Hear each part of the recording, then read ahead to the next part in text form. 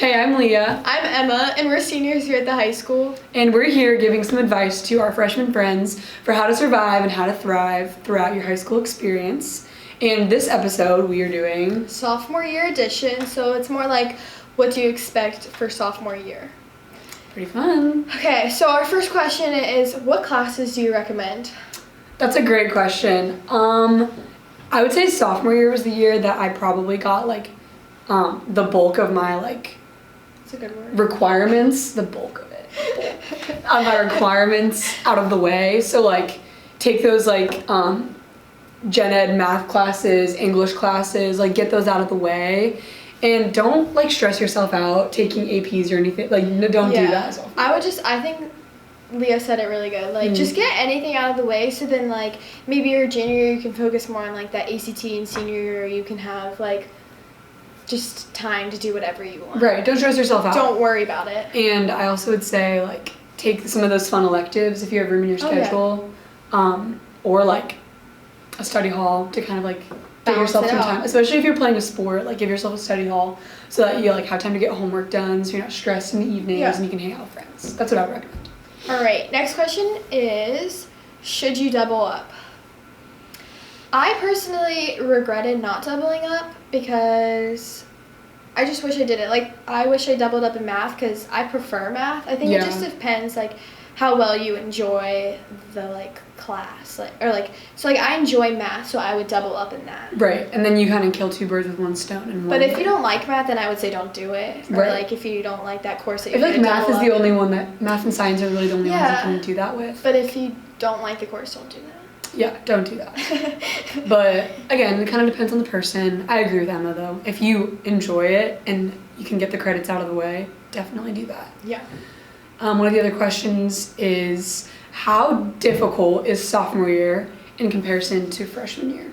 Just in general. I think freshman year was more difficult because it's a lot different from middle school. I personally thought I just learned my ways more. I learned how to study properly better. So sophomore year just came along a lot easier, and I just had more fun with sophomore year. Yeah, sophomore year was actually my favorite year of high school. I mean, other than senior year. Senior year is so fun. Yeah. But junior year, didn't love it. Freshman year, didn't love it. But sophomore year, I feel for me at least, was the year that I kind of found the group of people that I liked hanging out with, got involved in the things that I wanted to get involved in. And obviously sophomore year for us, that was 2020. So a very weird year. COVID year. I still think it was one of my favorite years. I still think it was probably one of my favorite years, just because the beginning of it was so fun. Yeah. And everything was kind of a first. It all kind of was I also didn't feel the new kids. Yeah. There's you feel a more grade comfortable. under you. You feel more comfortable. You know where you stand more. Yeah. You kind of have a groove of the school. Yeah, you do, and you kind of are comfortable. I don't know. You kind of have just some sense of what's going on. Whereas freshman year, I feel I was thrown into everything, and I was oh my gosh, high school, everything's so new. So I think it's a lot easier, but it also depends on the person. I've heard people say sophomore year is harder. Yeah, and I didn't really find it that stressful either. I just found it fun.